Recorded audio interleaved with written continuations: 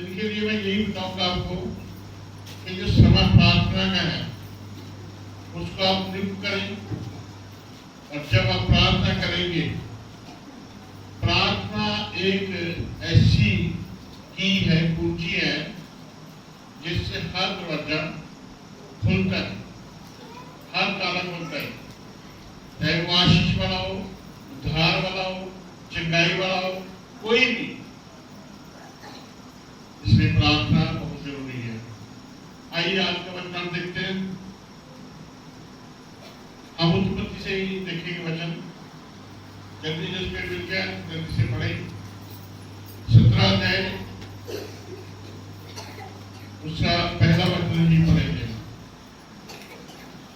जब अब्राहम 99 वर्ष का हो गया, तब यहोवा ने उसको दर्शन देकर कहा, मैं सर्वशक्तिमान ईश्वर हूँ, मेरी उपस्थिति में चल और सिद्ध होता जा। मेरी उपस्थिति में चल और सिद्ध होता जा। मैंने परसों आपको बताया था कि ये कितने साल चला भी? 75 साल का था जब परमेश्वर ने इसको बुलाया। अभी 99 साल का हो गया, तो 24 साल हो गए चलते हुए। अभी भी प्रभु इनको क्या कह रहा है? सिद्ध होता जा।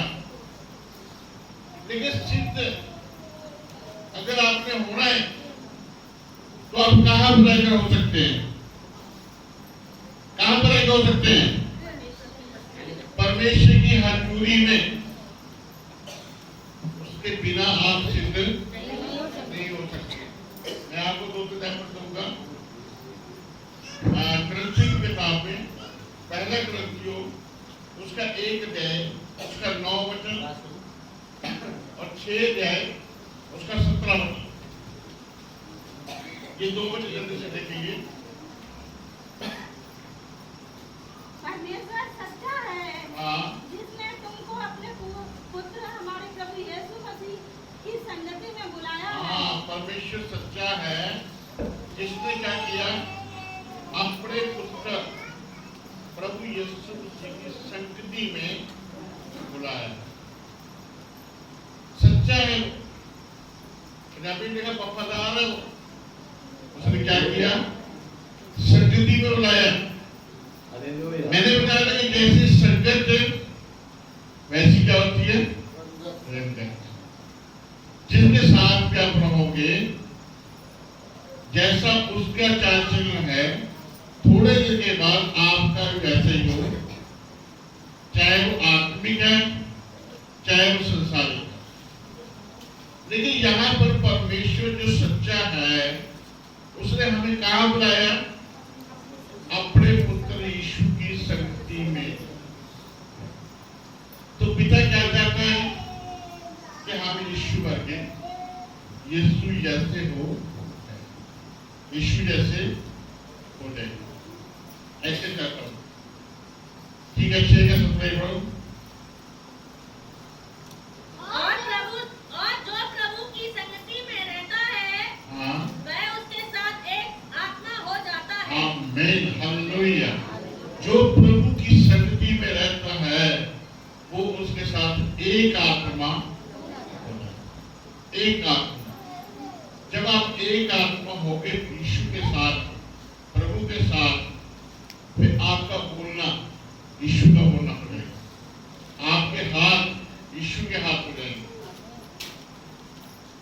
अब परमेश्वर की आशीषें जो है वो आसानी से आपको मिलेंगी, क्योंकि यीशु मसीह आशीष का स्रोत है। हालेलुया, स्रोत है वो। बहुत सी आशीषें हैं खुदा के पास, वो सब आपको प्राप्त होंगी। ठीक है, इसलिए प्रभु के वचन से हम एक वचन और देखते हैं। पिछले दिनों हम देखा था गलतियों में उसका 5 का 1 नहीं खत्म नहीं, और 32:26 का 48 देखा था। ये 2 वचन जल्दी से देखने हैं। मसीह ने स्वतंत्रता के लिए हमें स्वतंत्र किया है। हाँ, मसीह ने हमें यस, स्वतंत्रता के लिए हमें स्वतंत्र किया है, ताकि हम दूसरों को आजाद करें।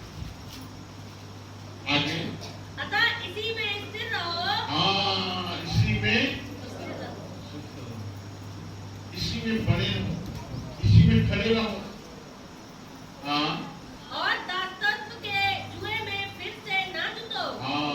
दासत्व के जुए के नीचे फिर से ना जाओ। दासत्व जुआ जो है वो शैतान का है। अगर आप विश्वासी बन गया, खुदा ने आपको आजाद कर दिया, छुटकारा दे दिया है, तो फिर हमें उसमें बने रहना है। दोबारा शैतान के जूड़े के नीचे नहीं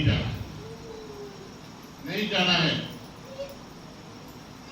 हमें चौकस रहना है, हमें बने रहना प्रभु में। और मत्ती वाली पढ़ते मिलकर दो,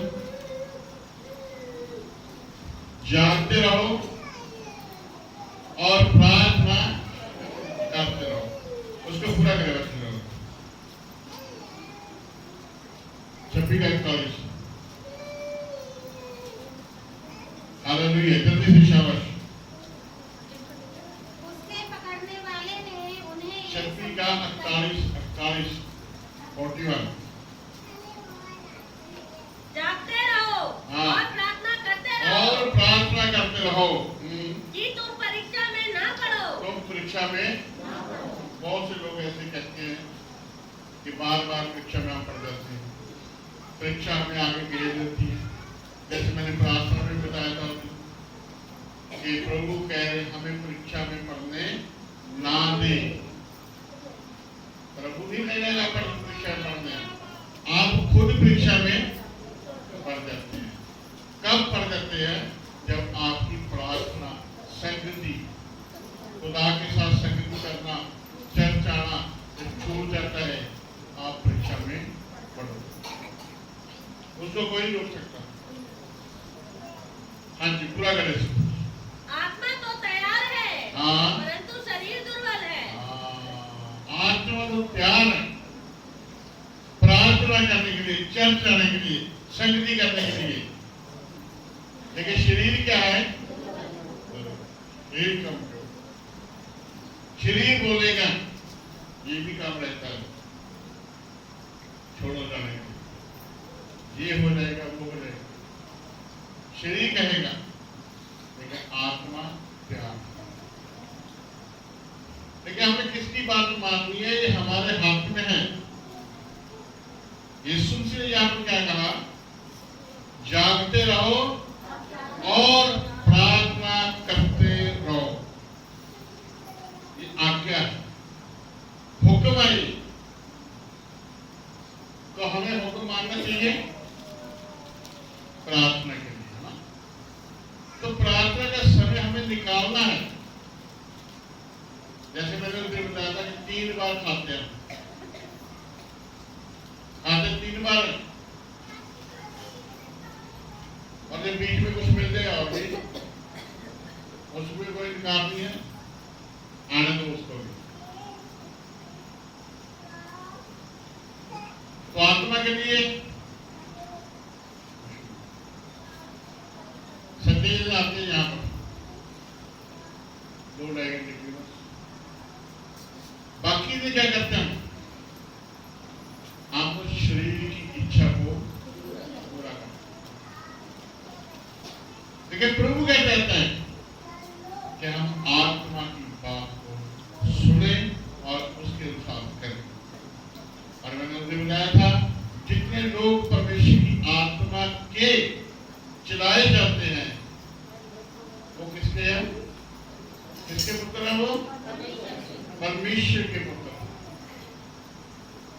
लेकिन जो लोग शरीर के अनुसार चलते हैं, वो परमेश्वर के पुत्र नहीं है। तो है किसी के वो, लेकिन परमेश्वर के नहीं है। ठीक है, इसलिए इब्राहिम को क्या कहा? मेरी उपस्थिति तुझे सिद्ध कर सकती है। इब्राहिम, मेरी उपस्थिति ही तुझे सिद्ध कर सकती है। और कोई ऐसा कोई काम नहीं है कि आप सिद्ध हो जाओ। तो अगर इब्राहिम को खुदा ने बोला तो आप अब्राहम कैसे सिद्ध हो सकते हैं? क्या करें हम? उसकी उपस्थिति में रहेंगे, आराधना करें, प्रार्थना करें, उसकी प्रशंसा करें, उसके साथ समागीत करें। जब भी आप अपने जैसे मत्ती 6:6 में मेरा बहुत मेरे को अच्छा वचन लगता है जिसका मैं हमेशा प्रचार करता हूँ। मत्ती 6:6 में लिखा हुआ कि अपनी कोठरी में जा और द्वार बंद कर अपने पिता से प्रार्थना कर। ये गुप्त में प्रार्थना है, ये दिखावे की प्रार्थना नहीं है। लेकिन जो आप गुप्त में प्रार्थना करोगे उसका रिजल्ट सब लोग देखेंगे। हालेलुया। प्रार्थना गुप्त में हुई, देखिए उसका रिजल्ट सब लोगों के सामने आता है। चाहे आपको बच्चे की आशीष की जरूरत है, चाहे पैसे की आशीष की जरूरत है, चाहे कोई भी ऐसी आशीष चाहिए आपको, लेकिन वो प्रार्थना के बाद होता है।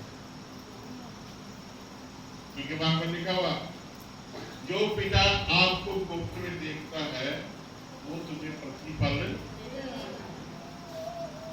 आपको पिता वैसे देखता है नहीं देखता है ये इसमें वचन में मुझे लिखा हुआ। लेकिन मत्ती के 6:6 में जो लिखा हुआ है कि प्रार्थना करते समय गुप्त में तुम्हारा पिता तुम्हें देखता है। हालेलुया। जब देखता है तो वो आपकी जरूरत को, आपकी आवश्यकता को भी जानता है और पूरा करेगा। इसलिए इब्राहिम को कहा सिद्ध हो तो मैं तेरे साथ बात करूंगा। ये देखो, ध्यान से बात सुनो। मैं तेरे साथ एक बात बांधूंगा, लेकिन कब बांधूंगा? जब आप सिद्ध हो जाओगे। इब्राहिम, जब आप सिद्ध हो जाओगे तो मैं आपके साथ एक बात करूंगा। और बात क्या होगी? वो कि तेरा नाम चेंज, नाम चेंज करके करा। अब्राहम से इब्राहिम हो गया। उस नाम का अर्थ बताया है नीचे। इसके नाम का मतलब क्या, अर्थ क्या है? हालेलुया। प्रभु क्या कहता है पता क्या है? जो अब्राहम का नाम का अर्थ था छोटे झुंड का पिता,